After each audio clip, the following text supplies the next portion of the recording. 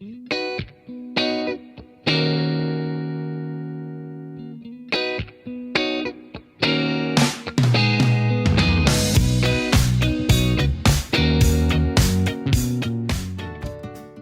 tout le monde, j'espère que vous allez bien. Tout d'abord, je m'excuse pour cette voix enrouée et enrhumée, mais aujourd'hui, je vous retrouve dans notre vidéo du lundi pour une vidéo assez spéciale. Comme vous l'aurez compris, je vais vous présenter un maquillage d'automne.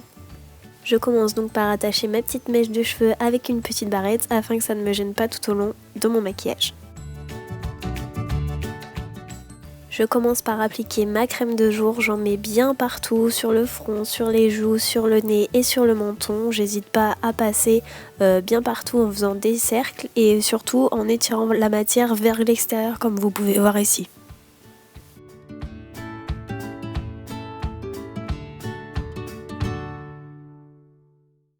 Une fois que c'est terminé, on va passer au make-up des yeux. Pour ça, je vais utiliser la palette Nude Tude de The Balm. Et d'ailleurs, je vais vous mettre un lien en barre d'infos. En ce moment, elle est en promotion sur Beauté Privée. Et comme vous pouvez voir, j'utilise un pinceau cut crease. Donc c'est un pinceau très fin et vraiment très précis pour dessiner le creux de paupière. J'hésite pas à passer plusieurs fois avec mon pinceau et à prendre pas mal de matière, puisqu'après, on va passer notre temps à estomper.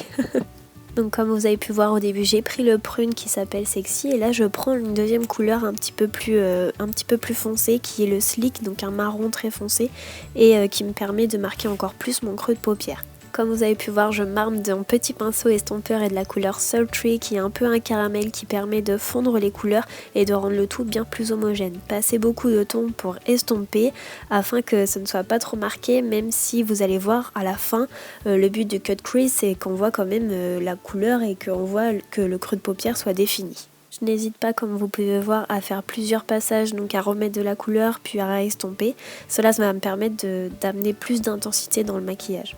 Ici j'ai pris un gros pinceau estompeur pour estomper le tout du coup et vraiment le maître mot encore une fois du maquillage c'est d'estomper. Ici j'ai repris mon petit pinceau précis et puis je me suis fait une petite virgule avec le fard à paupières et puis là je fais n'importe quoi.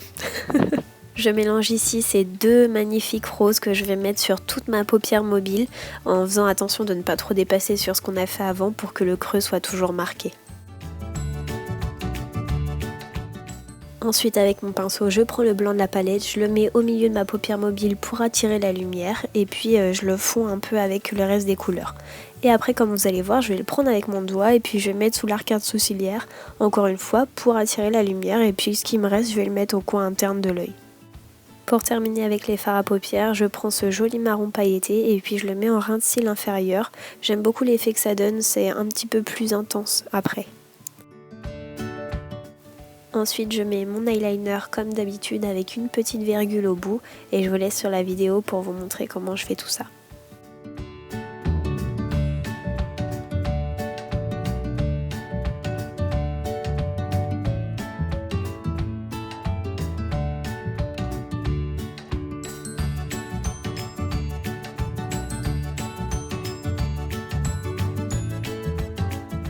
Je termine évidemment avec une bonne couche de mascara, donc petite astuce, je fais des zigzags vraiment au ras de cils supérieur, puis seulement après je viens les allonger et étaler la matière.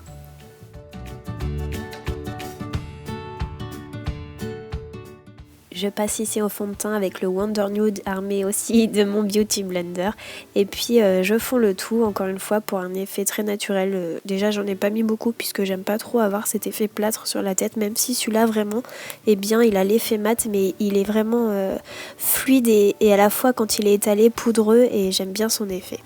Ici je prends mon correcteur qui n'a plus beaucoup de produits d'ailleurs, il va falloir que j'en rachète un et puis je fais un tout petit triangle sous les yeux, non pas forcément pour les cernes mais pour illuminer un peu le regard. Je prends ensuite un pinceau duo fibre et puis je viens étaler le tout, je trouve que l'effet avec ce pinceau est vraiment top et ça diffuse bien la matière partout.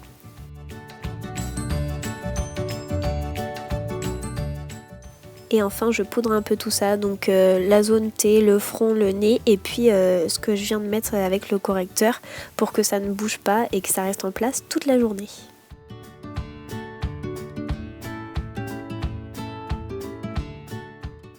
Je viens mettre un petit coup de bronzer dans le creux de mes joues parce que ça fait plaisir. L'été n'est plus là, donc on essaie de sculpter un peu son visage, mais aussi de le réchauffer par la même occasion.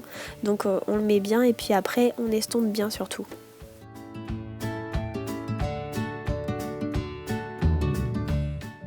Ensuite, je viens combler mes sourcils, donc je prends ce crayon de chez Kiko qui est vraiment bien puisque je trouve que la couleur est vraiment adaptée. D'abord, je brosse mes sourcils et puis après, je les remplis légèrement, toujours pour un effet naturel, hein.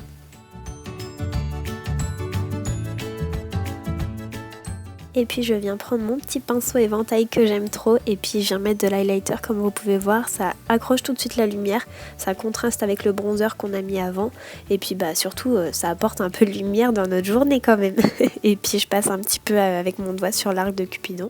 Puis je prends mon rouge à lèvres prune, oui, qui dit automne dit prune, et puis je l'applique en faisant bien attention à ce qu'il n'y ait pas de démarcation et à ce que tout soit homogène. J'enlève ma petite barrette puisque le make-up est terminé, j'espère vraiment qu'il vous plaira et puis je vais vous mettre une photo où on voit bien avec les yeux fermés vraiment le cut crease que ça donne à la fin. Voici l'effet final.